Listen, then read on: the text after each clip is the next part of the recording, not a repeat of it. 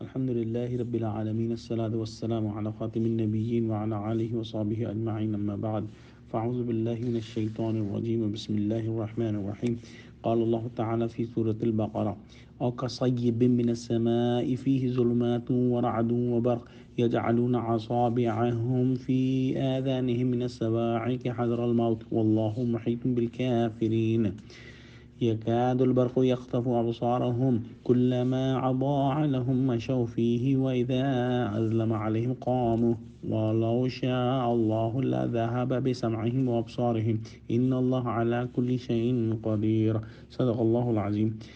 یہاں پر سورہ بقرہ کے 2 رکوع مکمل ہوئے اور ان 2 رکوع میں پہلی 4 آیات میں خالص مومنوں کا ذکر ہوا، اس کے بعد کی 2 آیات میں خالص کفار کا ذکر ہوا جن کے دلوں پر اللہ نے مہر کر دی۔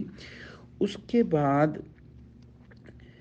منافقوں کا ذکر شروع ہوا اور ایک قسم کے منافقوں کی مثال آگ سے دی گئی جو کہ خالص منافق ہیں اور ان کے دلوں پر بھی مہر کر دی گئی، اور دوسرے وہ منافق ہیں جو تردد میں ہیں کہ چلیں یا نہ چلیں مسلمانوں کے ساتھ، مانیں یا نہ مانیں۔ ان کی مثال اس تمثیل کے اندر دی گئی ہے جہاں پہ اللہ سبحانہ و تعالیٰ کہتا ہے کہ یا ان کی مثال میں کسی ہے، بارش کسی ہے کہ آسمان سے برس رہا ہو اور اس میں اندھیرے پر اندھیرا چھا رہا ہو اور بادل گرج رہا ہو اور بجلی کوند رہی ہو۔ یہ مثال اللہ سبحانہ و تعالیٰ نے منافقوں کے لیے دی کہ جب بارش برس رہی ہوتی ہے، جو کہ ایک بہت اچھی چیز ہے، اسپیشلی صحرا میں جب یہ برستی ہے تو ایک بڑی اچھی چیز ہوتی ہے، لیکن اس کو جو منافق دیکھتے ہیں وہ ایک مشکل کی صورت میں دیکھتے ہیں۔ اسی طرح سے جب اللہ سبحانہ و تعالیٰ کی طرف سے اسلام آیا، ہدایت آئی بارش کی طرح سے، تو منافقوں کو کیا لگا کہ ان کو جو ہے اس کی نیگیٹیوٹی، اس کی جو منفیت ہے، اثرات ہیں، وہ اس پر ان کی توجہ ہو گئی۔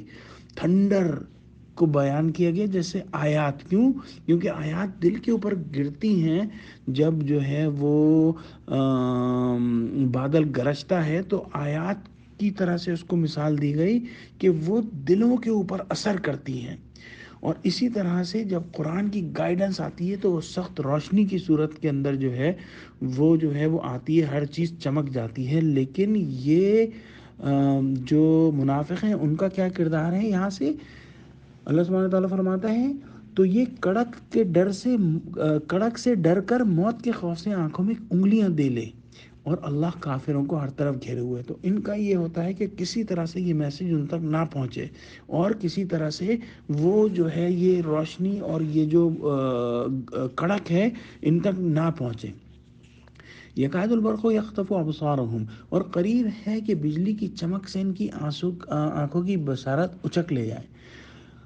جب بجلی چمکتی ہے اور ان پر روشنی ڈالتی ہے تو اس میں چل پڑتے ہیں، جب اندھیرا ہو جاتا ہے تو کھڑے کے کھڑے رہ جاتے ہیں۔ گویا جو بجلی ہے، جو لائٹ ہے، قرآن کی گائیڈنس ہے، وہ ان کو ملی ہے، نصیب ہوئی ہے۔